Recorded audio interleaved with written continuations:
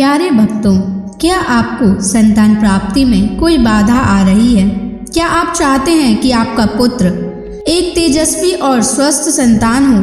क्या आपके संतान जन्म के बाद बार बार स्वास्थ्य समस्याएं हो रही हैं? तो आपको शनि महाराज का इस मंत्र का जाप अवश्य करना चाहिए, क्योंकि यह मंत्र बहुत ही शक्तिशाली और अचूक मंत्र है।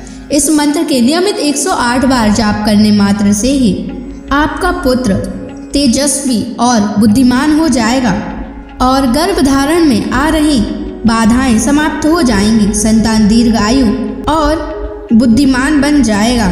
इसलिए प्यारे भक्तों, आप शनि देव के इस महामंत्र का जाप अवश्य करें। और जब भी आप इस मंत्र का जाप करें तो इस वीडियो को अपने मोबाइल फोन पर या स्पीकर पर चलाकर छोड़ दें, ताकि आप बिना कोई समस्या के इस महामंत्र का जाप कर पाएं।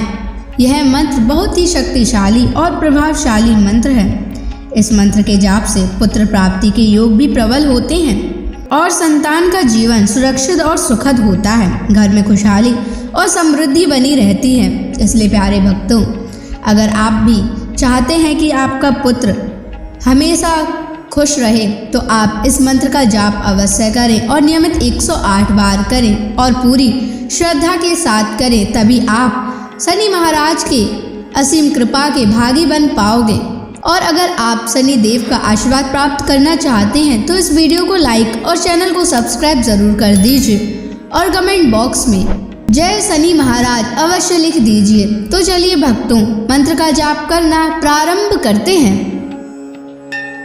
ओम ह्रीं श्रीं क्लीं शन शनैश्चराय महाक्रूराय नमः।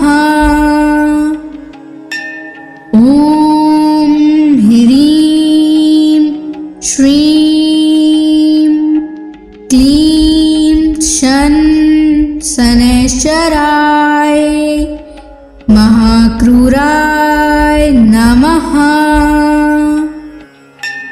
ओम ह्रीं श्रीं क्लीं शन शनैश्चराय महाक्रूराय नमः। ओम ह्रीं श्रीं क्लीं शन शनैश्चराय महाक्रूराय नमः। ओम ह्रीं श्रीं क्लीं शन शनैश्चराय महाक्रूराय नमः। ओम ह्रीं श्रीं क्लीं शन शनैश्चराय महाक्रूराय नमः। ओम ह्रीं श्रीं क्लीं शन शनैश्चराय महाक्रूराय नमः। ओम ह्रीं श्रीं क्लीं शन शनैश्चराय महाक्रूराय नमः। ओम ह्रीं श्रीं क्लीं शन शनैश्चराय महाक्रूराय नमः। ओम ह्रीं श्रीं क्लीं शन शनैश्चराय महाक्रूराय नमः। ओम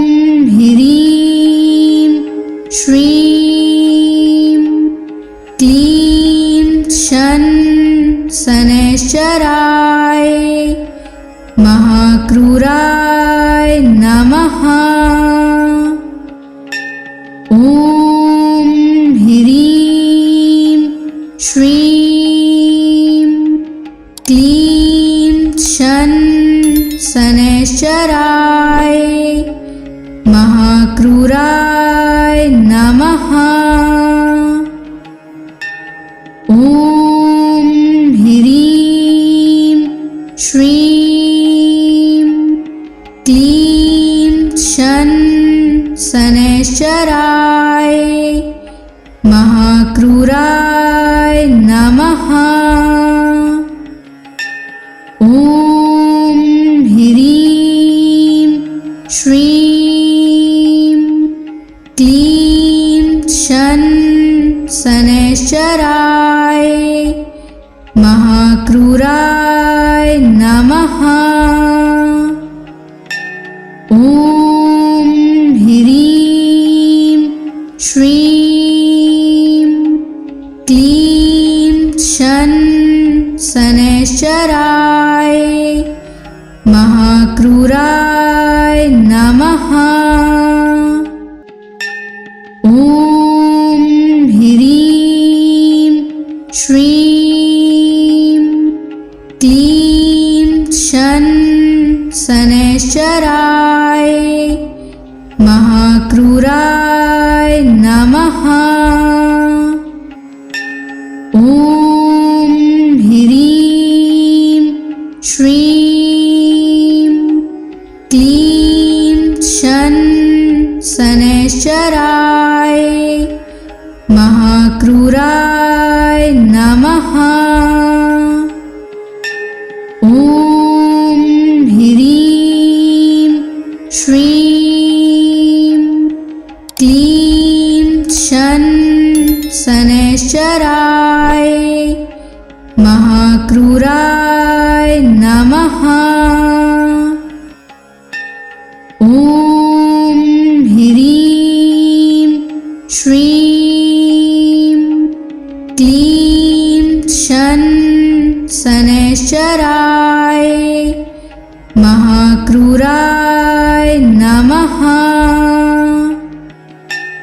ॐ ह्रीं श्रीं क्लीं शनैश्चराय महाक्रूराय नमः।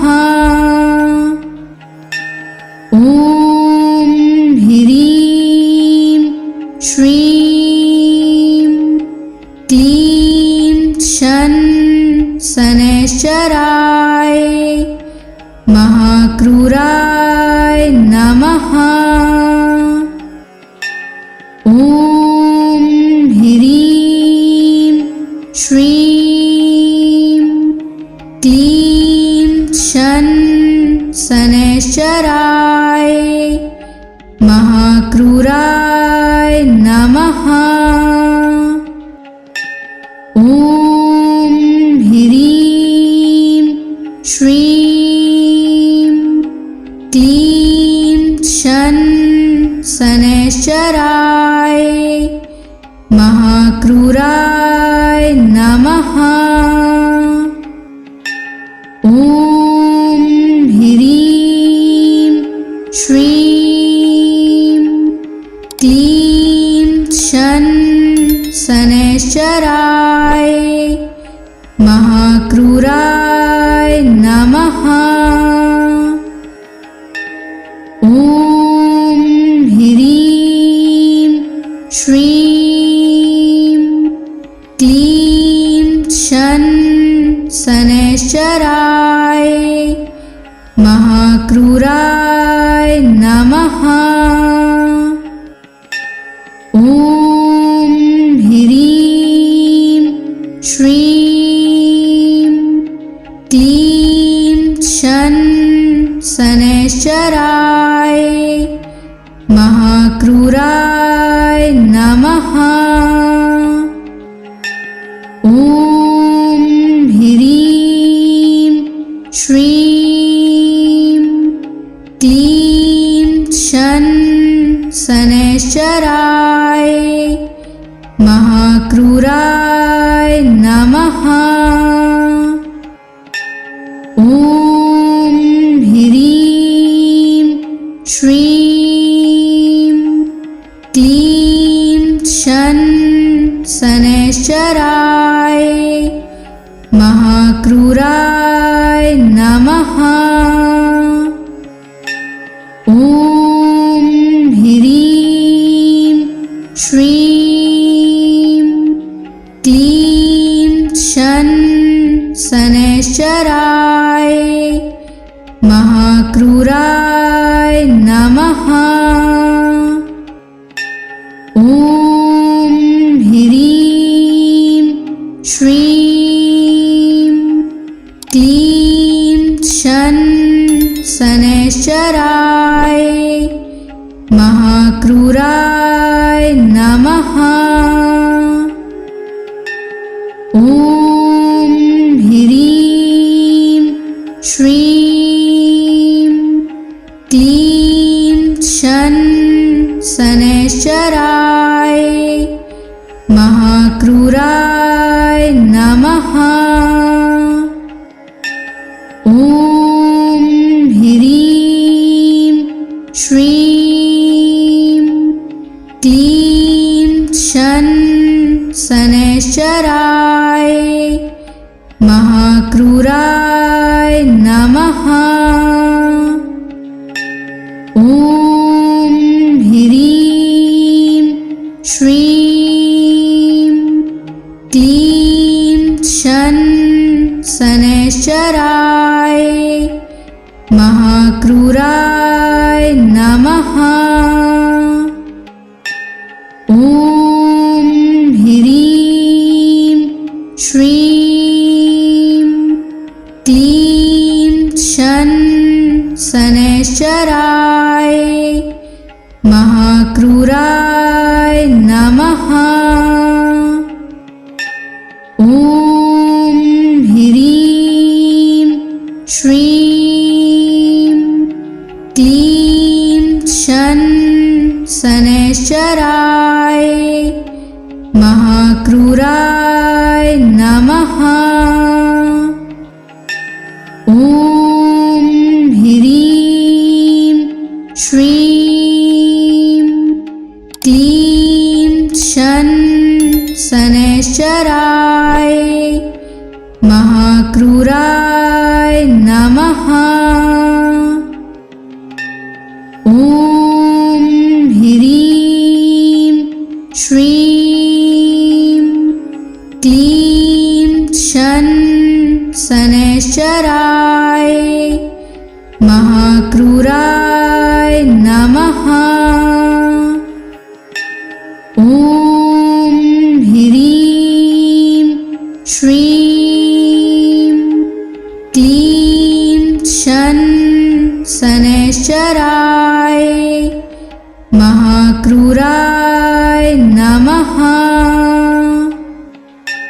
ॐ ह्रीं श्रीं क्लीं शन शनैश्चराय महाक्रूराय नमः। ॐ ह्रीं श्रीं क्लीं शन शनैश्चराय महाक्रूराय नमः। ॐ ह्रीं श्रीं क्लीं शन शनैश्चराय महाक्रूराय नमः। ॐ ह्रीं श्रीं क्लीं शन शनैश्चराय महाक्रूराय नमः। ॐ ह्रीं श्रीं क्लीं शन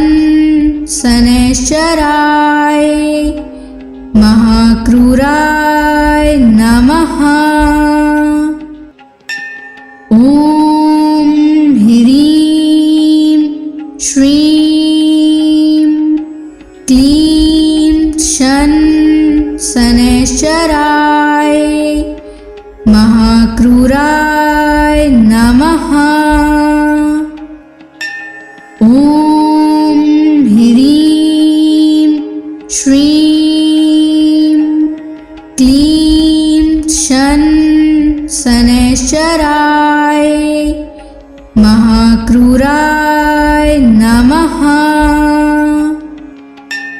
ॐ ह्रीं श्रीं क्लीं शन शनैश्चराय महाक्रूराय नमः।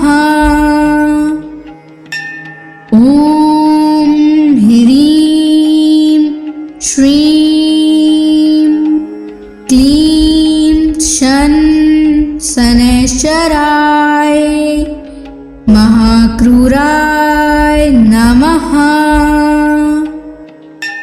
ॐ ह्रीं श्रीं क्लीं शन शनैश्चराय महाक्रूराय नमः।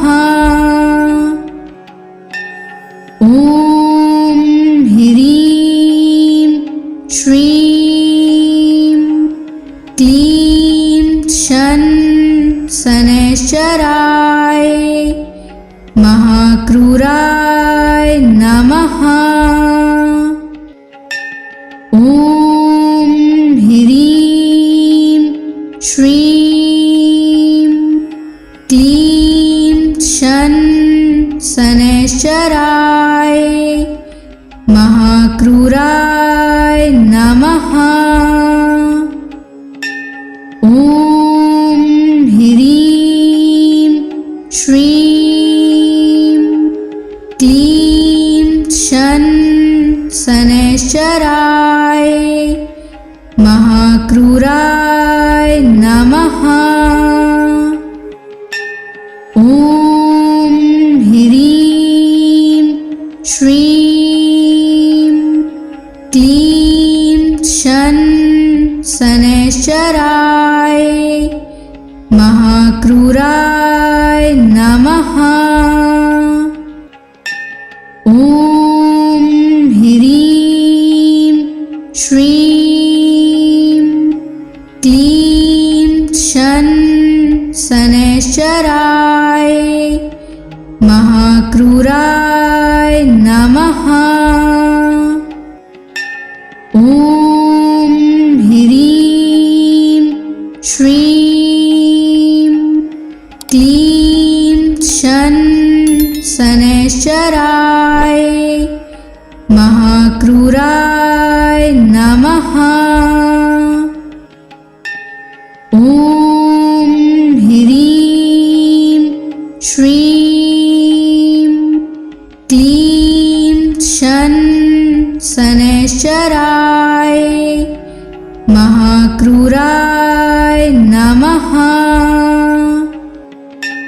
ॐ ह्रीं श्रीं क्लीं शन शनैश्चराय महाक्रूराय नमः।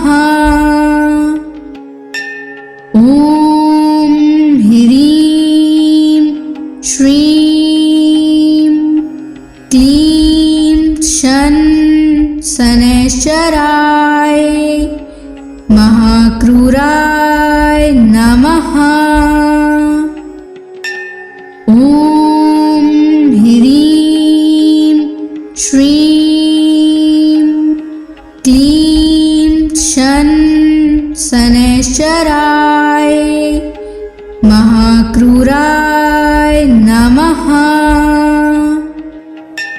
ॐ ह्रीं श्रीं क्लीं शन शनैश्चराय महाक्रूराय नमः। ॐ ह्रीं श्रीं क्लीं शन शनैश्चराय महाक्रूराय नमः। ॐ ह्रीं श्रीं क्लीं शन शनैश्चराय महाक्रूराय नमः। ॐ ह्रीं श्रीं क्लीं शन शनैश्चराय महाक्रूराय नमः। ॐ ह्रीं श्रीं क्लीं शन शनैश्चराय महाक्रूराय नमः। ॐ ह्रीं श्रीं क्लीं शन शनैश्चराय महाक्रूराय नमः। ॐ ह्रीं श्रीं क्लीं शन शनैश्चराय महाक्रूराय नमः। ॐ ह्रीं श्रीं क्लीं शन शनैश्चराय महाक्रूराय नमः। ॐ ह्रीं श्रीं क्लीं शन शनैश्चराय महाक्रूराय नमः। ॐ ह्रीं श्रीं क्लीं शन शनैश्चराय महाक्रूराय नमः। ॐ ह्रीं श्रीं क्लीं शन शनैश्चराय महाक्रूराय नमः। ॐ ह्रीं श्रीं क्लीं शन शनैश्चराय महाक्रूराय नमः। ॐ ह्रीं श्रीं क्लीं शन शनैश्चराय महाक्रूराय नमः। ॐ ह्रीं श्रीं क्लीं शन शनैश्चराय महाक्रूराय नमः। ॐ ह्रीं श्रीं क्लीं शन शनैश्चराय महाक्रूराय नमः। ॐ ह्रीं श्रीं क्लीं शन शनैश्चराय महाक्रूराय नमः। ॐ ह्रीं श्रीं क्लीं शन शनैश्चराय महाक्रूराय नमः। ॐ ह्रीं श्रीं क्लीं शन शनैश्चराय महाक्रूराय नमः। ॐ ह्रीं श्रीं क्लीं शन शनैश्चराय महाक्रूराय नमः। ॐ ह्रीं श्रीं क्लीं शन शनैश्चराय महाक्रूराय नमः। ॐ ह्रीं श्रीं क्लीं शन शनैश्चराय महाक्रूराय नमः। ॐ ह्रीं श्रीं क्लीं शन शनैश्चराय महाक्रूराय नमः। ॐ ह्रीं श्रीं क्लीं शन शनैश्चराय महाक्रूराय नमः।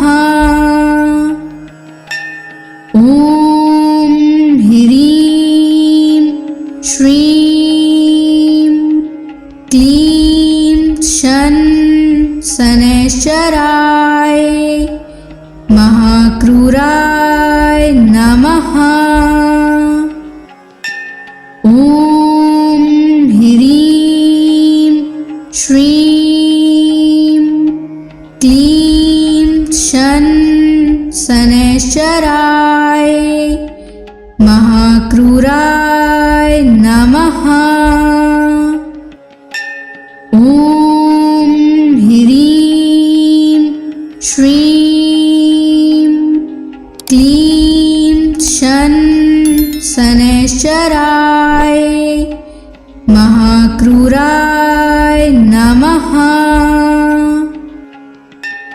ॐ ह्रीं श्रीं क्लीं शन शनैश्चराय महाक्रूराय नमः।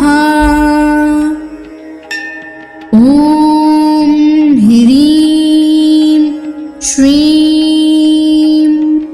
क्लीं शन शनैश्चराय महाक्रूराय नमः। ॐ ह्रीं श्रीं क्लीं शन शनैश्चराय महाक्रूराय नमः।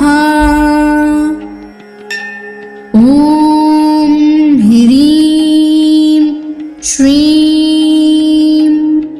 क्लीं शन शनैश्चराय महाक्रूराय नमः। ॐ ह्रीं श्रीं क्लीं शन शनैश्चराय महाक्रूराय नमः। ॐ ह्रीं श्रीं क्लीं शन शनैश्चराय महाक्रूराय नमः। ॐ ह्रीं श्रीं क्लीं शन शनैश्चराय महाक्रूराय नमः। ॐ ह्रीं श्रीं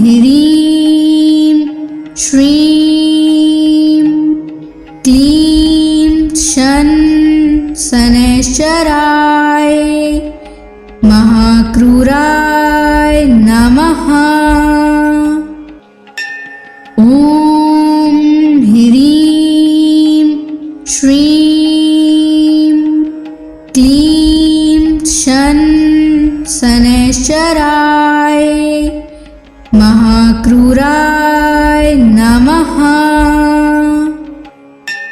ॐ ह्रीं श्रीं क्लीं शन शनैश्चराय महाक्रूराय नमः। ॐ ह्रीं श्रीं क्लीं शन शनैश्चराय महाक्रूराय नमः। ॐ ह्रीं श्रीं क्लीं शन शनैश्चराय महाक्रूराय नमः। ॐ ह्रीं श्रीं क्लीं शन शनैश्चराय महाक्रूराय नमः। ॐ ह्रीं श्रीं क्लीं शन शनैश्चराय महाक्रूराय नमः। ॐ ह्रीं श्रीं क्लीं शन शनैश्चराय महाक्रूराय नमः। ॐ ह्रीं श्रीं क्लीं शन शनैश्चराय महाक्रूराय नमः। ॐ ह्रीं श्रीं क्लीं शन शनैश्चराय महाक्रूराय नमः। ॐ ह्रीं श्रीं क्लीं शन शनैश्चराय महाक्रूराय नमः। ॐ ह्रीं श्रीं क्लीं शन शनैश्चराय महाक्रूराय नमः। ॐ ह्रीं श्रीं क्लीं शन शनैश्चराय महाक्रूराय नमः। ॐ ह्रीं श्रीं क्लीं शन शनैश्चराय महाक्रूराय नमः। ॐ ह्रीं श्रीं क्लीं शन शनैश्चराय महाक्रूराय नमः। ॐ ह्रीं श्रीं क्लीं शन शनैश्चराय महाक्रूराय नमः। ॐ ह्रीं श्रीं क्लीं शन शनैश्चराय महाक्रूराय नमः। ॐ ह्रीं श्रीं क्लीं शन शनैश्चराय महाक्रूराय नमः। ॐ ह्रीं श्रीं क्लीं शन शनैश्चराय महाक्रूराय नमः। ॐ ह्रीं श्रीं क्लीं शन शनैश्चराय महाक्रूराय नमः। ॐ ह्रीं श्रीं क्लीं शन शनैश्चराय महाक्रूराय नमः। ॐ ह्रीं श्रीं क्लीं शन शनैश्चराय महाक्रूराय नमः। ॐ ह्रीं श्रीं क्लीं शन शनैश्चराय महाक्रूराय नमः। ॐ ह्रीं श्रीं क्लीं शन शनैश्चराय महाक्रूराय नमः। ॐ ह्रीं श्रीं क्लीं शन शनैश्चराय महाक्रूराय नमः। ॐ ह्रीं श्रीं क्लीं शन शनैश्चराय महाक्रूराय नमः। ॐ ह्रीं श्रीं क्लीं शन शनैश्चराय महाक्रूराय नमः।